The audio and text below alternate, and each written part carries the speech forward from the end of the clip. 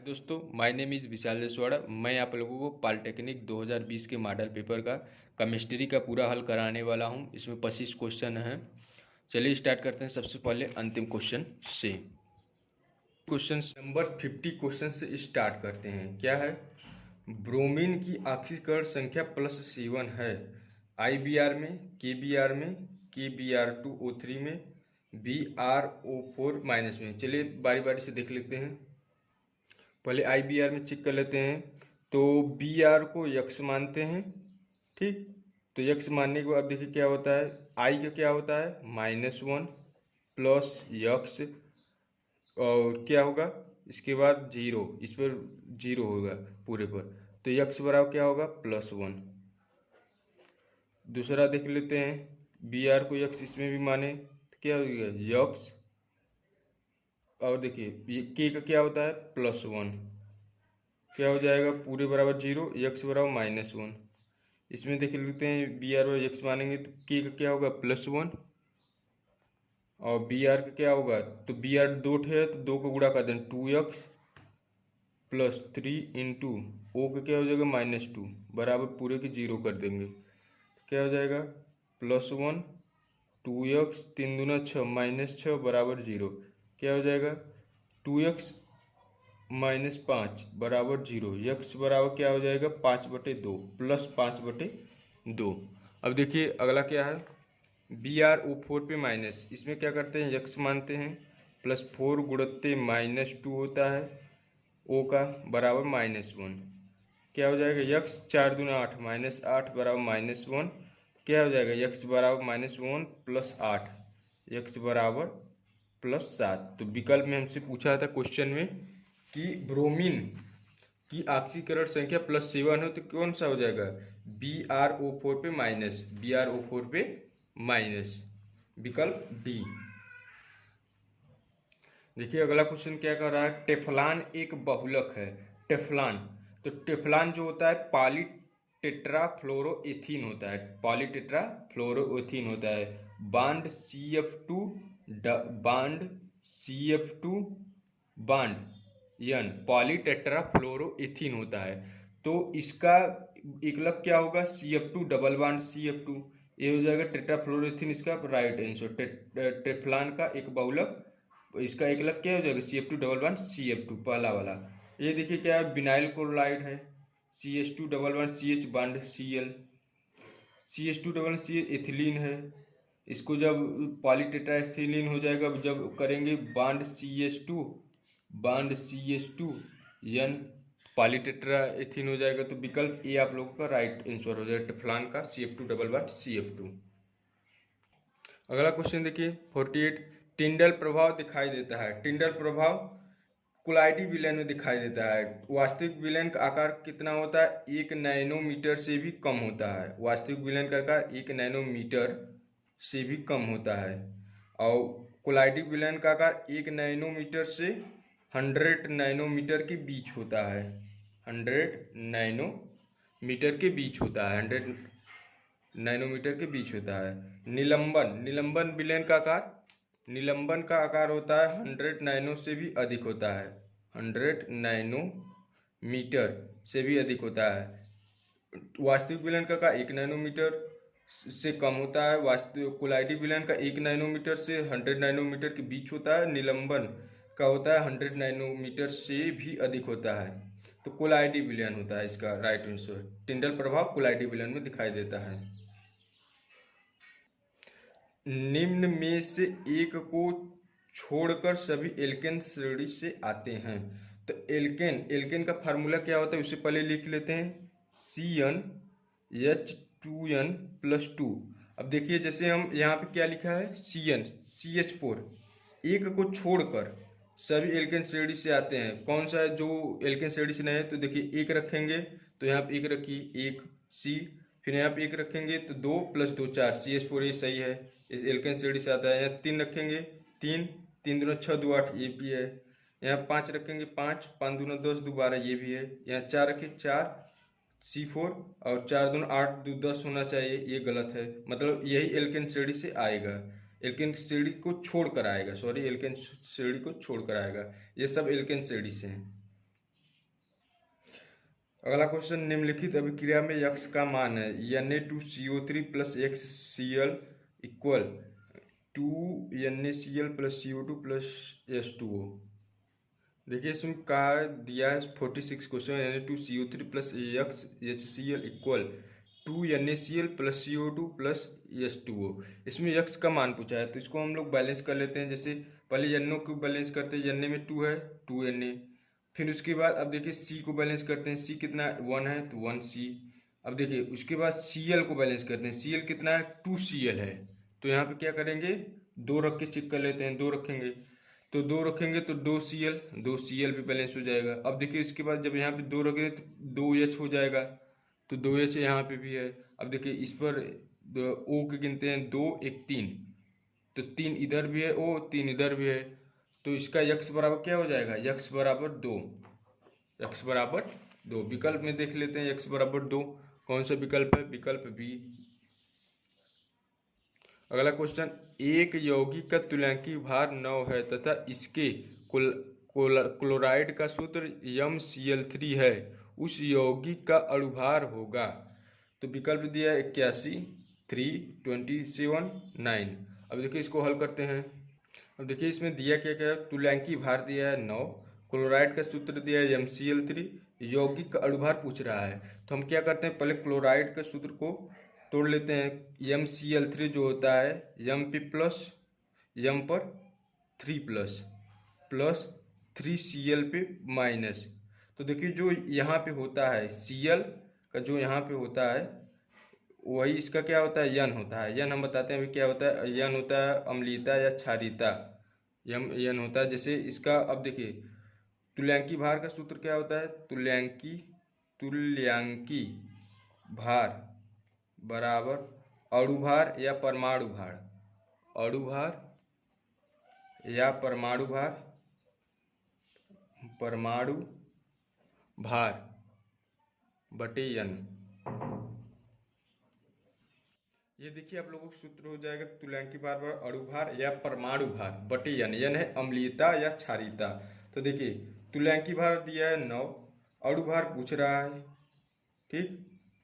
तो देखिए अणुभार पूछ रहा है बटे N। N क्या होता है, देखिए तत्व चाहे इस तत्व का ले लीजिए चाहे इस तत्व का, M पे 3 प्लस चाहे ये लीजिए चाहे Cl का 3, तो यहाँ पे 3 रख लीजिए। तो अणुभार बराबर क्या हो जाएगा, गुणा कर दीजिए 3, 9 त्रिक 27। तो इसका उत्तर क्या हो जाएगा 9 त्रिक 27। कौन सा है उत्तर, ये 9 त्रिक 27 C वाला विकल्प। अगला क्वेश्चन देखिए क्या है, 10 ग्राम CaCO3 गर्म करने पर 4.4 ग्राम CO2 तथा 5.6 ग्राम CaO देता है। उपयुक्त प्रेक्षण सहमत है द्रव्यमान संरक्षण के नियम से, निश्चित अनुपात के नियम से, गुणित अनुपात के नियम से, व्युत्क्रमानुपात के नियम से। पहले हम इसको हल कर लेते हैं, उसको अपने आप ही पता चल जाएगा। देखिए दिया क्या क्या है, 10 ग्राम CaCO3 दिया है, 4.4 ग्राम CO2 प्राप्त होता है, 5.6 ग्राम CaO प्राप्त होता है। 10 ग्राम CaCO3 को गर्म करते हैं, 4.4 ग्राम CO2 प्राप्त होता है तथा 5.6 ग्राम CaO प्राप्त होता है। देखिए इसका रिएक्शन क्या होगा, CaCO3 को जब हम गर्म करेंगे तो क्या होगा, CaO प्लस CO2 प्राप्त होगा। अब देखिए पहले रिएक्शन को बैलेंस कर लेते हैं। देखिए Ca1 यहाँ पे, Ca1 यहाँ पे, C कितना 1, यहाँ पे C1 है, O3 2 और 1 3, 3 यहाँ पे 3 यहाँ पे, मतलब रिएक्शन बैलेंस है। सभी का पहले अणुभार फाइंड कर लेते हैं। अणुभार देखिए जैसे Ca, इसका पहले अणुभार निकालते हैं। अणुभार CaCO3 का अणुभार क्या होगा, Ca का परमाणु भार होता है 40 प्लस कार्बन का होता है 12 प्लस ऑक्सीजन का होता है 16, 16 गुणोत्तर 3 कितना हो जाएगा, 16 32 16 48, 40 प्लस 12 प्लस 48 कितना हो गया 60, 60 में 40 जोड़ देते हैं 100। अब देखिए CaO का भी निकाल लेते हैं। Ca मतलब कैल्शियम ऑक्साइड, Ca का कितना होता है 40 प्लस ऑक्सीजन कितना होता है 60, कितना हो जाएगा 56 अणुभार हो जाएगा। अब CO2 का भी ज्ञात कर लेते हैं। CO का कितना होता है, C का कितना होता है परमाणु भार 12 प्लस ऑक्सीजन का 16 गुणित 2 है तो 2 से गुणा कर लेते हैं, तो 12 प्लस 16 दूना 32 कितना हो जाएगा 44 हो जाएगा। अब देखिए क्या करते हैं सबसे पहले, अब देखिए इसका कुल सभी के मोलों की संख्या CaCO3 CaO और CO2 को ज्ञात करते हैं। मोलों की संख्या ज्ञात करने के लिए क्या होता है परमाणु भार या अणु भार, सॉरी देखिए मोलों की संख्या का सूत्र होता है मोलों की संख्या विलेय की मात्रा ग्राम में बटे विलेय का अणु भार। तो सबसे पहले NaCO3 यानी मोलों की संख्या CaCO3 की निकाल लेते हैं। विलेय की मात्रा कितना दिया है 10 ग्राम बटे विलेय का अणु भार कितना दिया है 100, उसको एक शून्य से एक शून्य कैंसिल कर देते 1/10 मोलों की संख्या NaCO3 क्या है। अब NaCO को ज्ञात कर लेते हैं। विलेय की मात्रा ग्राम में कितना दिया है CaO को 5.6 बटे इसकी मात्रा अणुभार कितना है 56। और देखिए एक दशमलव यहाँ पे दशमलव हटा के यहाँ शून्य बढ़ा लेते हैं 56 करिए 1/10 हो जाएगा। ऐसे NaCO2 का ज्ञात कर लेते हैं। NaCO2 क्या है विलेय की मात्रा ग्राम कितना दिया है 4.4 बटे विलेय का अणुभार कितना दिया है 44। तो देखिए दशमलव हटा के यहाँ शून्य बढ़ा देंगे कितना हो जाएगा 1/10। देखिए मोलों की संख्या सभी में क्या है सेम है। जब मोलों की संख्या सभी में सेम होता है तो द्रव्यमान संरक्षण के नियम का पालन करता है। क्या है द्रव्यमान संरक्षण के नियम, द्रव्यमान संरक्षण के नियम से है। तो विकल्प आप लोगों का ए राइट आंसर हो जाएगा। देखिए अगला क्वेश्चन क्या कर रहा है एप्सम लवण है। तो एप्सम देखिए MgSO4 × 7H2O एप्सम का सूत्र होता है एप्सम लवण का। देखिए अगला क्वेश्चन क्या कर रहा है आवर्त सारणी में सर्वाधिक ऋण विद्युतीय तत्व है क्लोरीन नाइट्रोजन फ्लोरीन ऑक्सीजन। देखिए हम क्या जानते हैं बाएं से दाएं जाने पर विद्युत ऋणात्मकता क्या होता है बढ़ता है, ऊपर से नीचे जाने पर विद्युत ऋणात्मकता घटता है। कार्बन नाइट्रोजन ऑक्सीजन फ्लोरीन नियान तो जो है अक्रिय गैस है इससे कोई नहीं मतलब है। तो देखिए कार्बन नाइट्रोजन ऑक्सीजन फ्लोरीन बाएं से दाएं जाने पर क्या होगा विद्युत ऋणात्मकता बढ़ता है, ऊपर से नीचे जाने पर विद्युत ऋणात्मकता घटता है। क्लोरीन ब्रोमीन आयोडीन इसमें ऊपर से नीचे जाएंगे विद्युत ऋणात्मकता घटेगा और बाएं से दाएं जाएंगे विद्युत ऋणात्मकता बढ़ेगा। तो देख लेते हैं सबसे ज़्यादा कौन आएगा carbon nitrogen oxygen fluorine chlorine bromine iodine, सबसे ज़्यादा फ्लोरीन आएगा। तो फ्लोरीन कौन सा विकल्प है विकल्प सी, सर्वाधिक ऋण विद्युतीय तत्व फ्लोरीन होता है। इसका क्रम भी आप लोग याद सकते हैं ट्रिक से FON फोन, सबसे ज़्यादा F होता है उसके बाद O होता है उसको N फोन, इसका एक ट्रिक याद कर सकते हैं सबसे ज़्यादा ऋण विद्युतीय तत्व FON फोन। अगला देखिए एक नियत ताप किसी गैस के दिए गए भार का आयतन उसके दाब की व्युत्क्रमानुपाती होता है यह कथन कहलाता है। देखिए क्वेश्चन क्या कर रहा है ताप जो है नियत ताप है और गैस के दिए गए भार का आयतन जो है उसके दाब के व्युत्क्रमानुपाती है, यानी कि V प्रपोजनल क्या है V प्रपोजनल 1/P है। तो इसे क्या जानते हैं PV बराबर नियतांक, ये जो सूत्र होता है PV बराबर नियतांक ये होता है बायल के नियम का पालन करता है, बायल के नियम का पालन करता है PV बराबर नियतांक। देखिए चार्ल्स का नियम क्या होता है P प्रपोजनल होता है T, ध्यान दीजिएगा। और एवोगाद्रो का नियम क्या होता है P प्रपोजनल यानी देखिए T जो है यहाँ पे ताप है वो भी केल्विन में, N जो कि यहाँ पे है N क्या होता है N जो होता है मोलों की संख्या होता है, T होता है ताप होता है केल्विन में। अब बायल का नियम जानते हैं PV बराबर नियतांक P प्रपोजनल 1/V की भी कर सकते हैं। अगला क्वेश्चन देख लेते हैं निम्न में से कौन सा चक्रीय यौगिक नहीं है। देखिए नियोपेंटेन फिनॉल एंथ्रासिन बेंजीन। देखिए फिनॉल का जो होता है पूछ रहा है कौन सा चक्रीय यौगिक नहीं है, फिनॉल जो होता है इसका ये सूत्र है, बेंजीन का ये है, तो ये दोनों तो होंगे नहीं। एंथ्रासिन का भी ये होता है 3 ठो बेंजीन होते हैं। कौन सा विकल्प बचा है? नियोपेंटेन। नियोपेंटेन विकल्प आप लोगों का ए हो जाएगा। अगला क्वेश्चन देख लेते हैं। कैंसर के उपचार में प्रयुक्त समस्थानिक है, तो इसका होता है कोबाल्ट। कोबाल्ट जो होता है कैंसर के उपचार में प्रयुक्त किया जाता है। कोबाल्ट 60। कोबाल्ट जो होता है इसका परमाणु क्रमांक कितना होता है? Iron cobalt nickel, iron cobalt मतलब 27 होता है, तो इसका 27 CO60 कैंसर के उपचार में प्रयोग किया जाता है। निम्न में से किस युग में संयोजी इलेक्ट्रॉनों की संख्या भिन्न है? तो देखिए Mg2+, Mn2+। और देखिए Mg कितना है? Mg का होता है मैग्नीशियम का 12 होता है, 12 में से 2 प्लस का मतलब 2 इलेक्ट्रॉन त्याग दिया है, तो 2 इलेक्ट्रॉन त्याग देकर क्या हो जाएगा? 10 बचेगा। ठीक। Mn क्या है? मैग्नीशियम ये होता है, मैग्नीज ये होता है। मैग्नीज का जो होता है 25 होता है, 25 में 2 त्याग दिए कितना बचा? 23। तो देखिए संयोजी इलेक्ट्रॉनों की संख्या दोनों का भिन्न हो जाएगा। तो ये देखिए पहले और का चेक कर लेते हैं। बी का देखिए प्लस होता है तो इलेक्ट्रॉन को त्यागता है, माइनस होता है इलेक्ट्रॉन को ग्रहण करता है। पोटेशियम, पोटेशियम क्या होता है? पोटेशियम का 15 होता है, -3, 15 3 18 हो गया। आर्गन का 18 होता है। ठीक। और इसका चेक कर लेते हैं एन का सोडियम कितना होता है? 11, 11 में से प्लस कर दिया है मतलब 1 त्याग दिया है, +10। Al3 एल्युमिनियम को होता है 13, 13 में से +3 मतलब 3 इलेक्ट्रॉन त्याग दिया है, कितना बचा? 10। ओ का ऑक्सीजन का कितना होता है? 8, 8 में 2 इलेक्ट्रॉन ग्रहण कर लिए 10। फ्लोरीन का 9 होता है, 1 इलेक्ट्रॉन ग्रहण कर लिए 10, मतलब सभी का 10 10, इसका भी 10 10, इसका 18 18। कौन सा भिन्न आ रहा है? विकल्प ए Mg2+, Mn2+, विकल्प ए राइट आंसर। अगला क्वेश्चन देखें।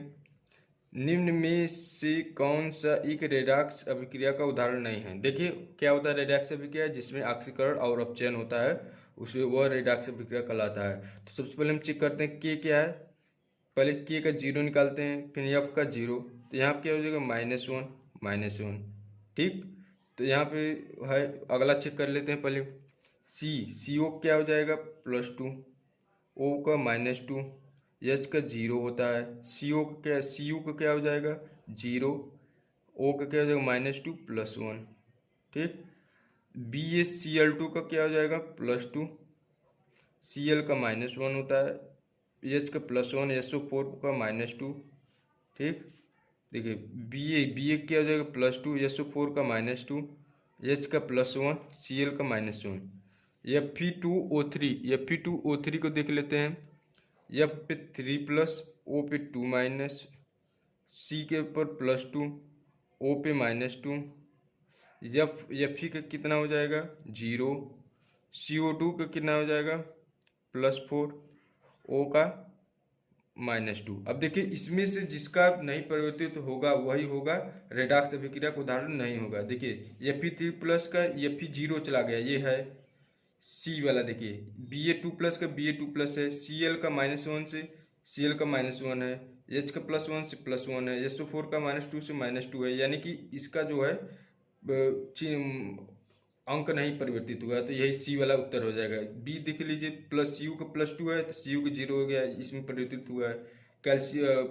पोटेशियम का देख लीजिए, क्या 0 है, 0 से +1 गया है, सॉरी +1 होगा, +1 गया है तो क्या हो जाएगा? रेडॉक्स अभिक्रिया के अंक में परिवर्तन हुआ है, तो ये भी हो जाएगा। तो यानी कि रेडॉक्स अभिक्रिया का उदाहरण कौन सा नहीं है? विकल्प सी, क्योंकि इसके जो अंक में जो है परिवर्तन नहीं हुआ है।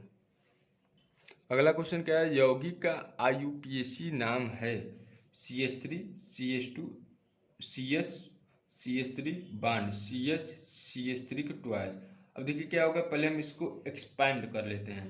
देखिए सबसे पहले हम इसको एक्सपेंड कर लेते हैं। CH3 को ऐसे ही लिख देते हैं, CH बॉन्ड CH3। इसका IUPAC नाम पूछ रहा है CH। अब देखिए बॉन्ड CH3 यहाँ कर लेते हैं, फिर बॉन्ड CH3। अब देखिए चाहे हमको सबसे लंबी श्रृंखला का चयन करना है। देखिए 1 2 3 होगा, 1 2 3 4 होगा, 1 2 3 4, चाहे यहाँ से करें चाहे यहाँ से करें। मान लीजिए हम यहाँ से करते हैं 1 2 3 4। अब देखिए क्या होगा, गिनिए 2 और 4, 2 और 3 पे क्या है? मिथाइल है। 2,3 di methyl, 2,3 di methyl, 2,3 di methyl. और देखिए meth eth pro butane, butane, butane, 2,3 di methyl butane, 2,3 di methyl butane. कौन सा विकल्प है? 2,3 विकल्प सी, 2,3 डाई मिथाइल ब्यूटेन, विकल्प सी। अगला क्वेश्चन देख लेते हैं। ऑक्टेन संख्या का मान 0 है, टेट्रा इथाइल लैड। अगला विकल्प है आइसो ऑक्टेन, सी है एन हेप्टेन और डी है एन ऑक्टेन। देखिए जिसमें ऑक्टेन, ऑक्टेन यानी कि कार्बन की संख्या 8 आनी चाहिए, तो कार्बन की संख्या 8 गिन लीजिए। जिसमें 8 नहीं आगे वो उसका मान क्या होगा? 0 होगा। तो देखिए एन हेप्टेन, एन हेप्टेन के गिनेंगे तो हेप्ट, हेप्ट यानी कि 7 होगा, 7। Meth eth pro but pent hex hept, hept में सी 7 होगा। देखिए एन ऑक्टेन में गिनेंगे सी 8 आएगा। आइसो ऑक्टेन में गिनेंगे, आइसो ऑक्टेन में गिनेंगे फिर भी सी 8 आएगा। Tetra ethyl lead, tetra ethyl का होता है C2, इसके टेट्रा मतलब 4 कर देंगे तो इसमें भी C8 आ जाएगा। तो कायन हेप्टेन में जो होगा ऑक्टेन संख्या का मान 0 है, विकल्प सी। अगला क्वेश्चन देख लेते हैं। जल की स्थायी कठोरता निम्न की उपस्थिति के कारण होता है। ध्यान दीजिए, जल की स्थायी कठोरता जो होता है calcium and magnesium, calcium and magnesium के क्लोराइड्स और सल्फेट के कारण होता है। सोडियम के क्लोराइड्स के कारण नहीं, सोडियम एवं पोटेशियम के क्लोराइड्स के नहीं, कैल्शियम एवं मैग्नीशियम के क्लोराइड्स एवं सल्फेट के कारण, कैल्शियम एवं मैग्नीशियम के क्लोराइड्स एवं सल्फेट के कारण, ये विकल्प सी हो जाएगा। सोडियम के सल्फेट कारण नहीं। ध्यान दीजिएगा कि इस जल की स्थायी कठोरता कैल्शियम एवं मैग्नीशियम के क्लोराइड्स एवं सल्फेट के कारण होता है। अगला क्वेश्चन देख लेते हैं। निम्न में से कौन एक संक्रमण धातु नहीं है? टंगस्टन यानी कि W, मैग्नीस यानी कि Mn, चांदी, चांदी की यानी कि Ag, लेड यानी कि Pb। तो ध्यान दीजिए Pb जो कि है P ब्लॉक से संबंधित रखता है और टंगस्टन मैग्नीज चांदी ये है D ब्लॉक, और ये चांदी ये तीनों हैं D ब्लॉक, D ब्लॉक। और Pb जो है P ब्लॉक से संबंधित रहता है, कार्बन फैमिली। चले, शिव, गे, संग, Parvati, Pb। Carbon, silicon, germanium, tin और क्या हो जाएगा? Pb यानी कि लेड। तो कौन सा हो जाएगा? विकल्प बी। निम्न से कौन सा एक संक्रमण धातु नहीं है? विकल्प बी, लेड। अगला क्वेश्चन देख लेते हैं। निम्न में से कौन सा यौगिक आयनिक है? KCl, H2O, CCl4, CO2। देखिए आयनिक यौगिक कौन सा होता है? आयनिक यौगिक का मतलब जो अपने आयनों में पूरी तरह से विभाजित हो जाता है उसे कहते हैं आयनिक यौगिक। जैसे KCl होता है तो K प्लस में और प्लस Cl माइनस में जल में घोलने पर विभाजित हो जाता है। लेकिन CCl4 जो होता है इसमें सहसंयोजी बंध पाए जाते हैं, कार्बन से 4 बंध जुड़े रहते हैं, Cl, Cl, Cl, Cl। और H2O से भी सहसंयोजी बंध जुड़ते हैं, H, H। CO2, CO2 जो भी होता है ये भी सहसंयोजी बंध से जुड़ा रहता है, C double bond O, double bond O। तो क्या हो जाएगा? विकल्प ए आप लोगों का राइट आंसर हो जाएगा। निम्न से कौन सा यौगिक आयनिक यौगिक है? KCl। इसको जल में घोलने पर K प्लस Cl माइनस में टूट जाता है। अगला क्वेश्चन देखते हैं हम। निम्न में से कौन सा गलत मिलान है? अगला क्वेश्चन देखिए, करा निम्न से कौन सा गलत मिलान है? तो मिल्क ऑफ मैग्नीशियम, ये तो सही है, MgOH के ट्वाइस को कहते हैं मिल्क ऑफ मैग्नीशियम या फिर मैग्नीशियम हाइड्रोक्साइड। अगला धावन सोडा, धावन सोडा का सूत्र क्या होता है? Na2CO3, Na2CO3। तो इसका Na2CO3 इंटू 10H2O भी होता है, लेकिन इसका मेन सूत्र होता है Na2CO3। तो यहाँ क्या दिया है? NaHCO3, सोडियम बाइकार्बोनेट, ये खाने वाला सोडा का दिया है, तो ये गलत हो जाए, मतलब यही विकल्प हो जाए। गलत मिलान कौन सा हो जाए? धावन सोडा।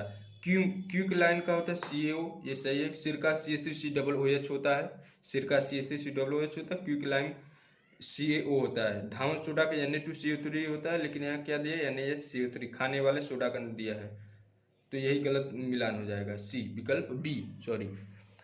अगला क्वेश्चन देखिए, रेडियो एक्टिवता एक गुण है।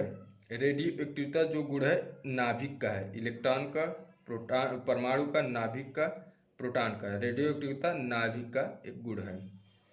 विकल्प सी। अगला क्वेश्चन क्या है, कार्बन का सर्वाधिक प्रतिशत उपस्थित है। लेग्रानाइट कोल, बिटुमिनस कोल, एंथ्रासाइट कोल, पीट कोल। इसको ध्यान दीजिए, कार्बन का सर्वाधिक प्रतिशत एंथ्रासाइट कोल में उपस्थित होता है। कार्बन का सर्वाधिक प्रतिशत एंथ्रासाइट कोल में उपस्थित होता है। एसिटिलीन में सहसंयोजी बंधों की संख्या होती है। इसको हम बता देते हैं, एसिटिलीन CH। एसिटिलीन का सूत्र क्या होता है, ध्यान दीजिए, CH ट्रिपल बॉन्ड CH। इसमें पूछ रहा है सहसंयोजी बंधों की संख्या। अब देखिए क्या होगा, C, इसको एक्सपेंड कर लेते हैं, C bond H, triple bond C bond H। देखिए बंधों की संख्या गिन लेते हैं, 1 2 3 4 5। बंधों की संख्या कितना हो जाएगा, 5। तो कौन सा विकल्प हो जाएगा, विकल्प A is the right answer. STP पर, अगला क्वेश्चन क्या है, STP पर 60 ग्राम ऑक्सीजन का आयतन है। देखिए इसको ध्यान दीजिएगा, STP एवं NTP पर आयतन जो होता है 22.4 लीटर होता है, 22.4। जैसे ऑक्सीजन का परमाणु भार कितना होता है, 16 ग्राम, तो 16 ही दिया रहेगा। यदि 16 ही दिया रहेगा तो क्या हो, 22.4 लीटर। और यदि पर नाइट्रोजन है, नाइट्रोजन का परमाणु भार कितना होता है, 40 यदि ग्राम दिया है तो भी कितना होगा, 22.4। जैसे कार्बन को 12 ग्राम दिया रहेगा तब भी होगा 22.4 लीटर।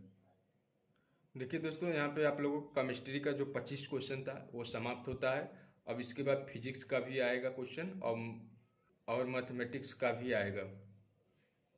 यदि वीडियो अच्छा लगा हो तो लाइक करिए एवं चैनल को सब्सक्राइब करिए तथा शेयर करिए।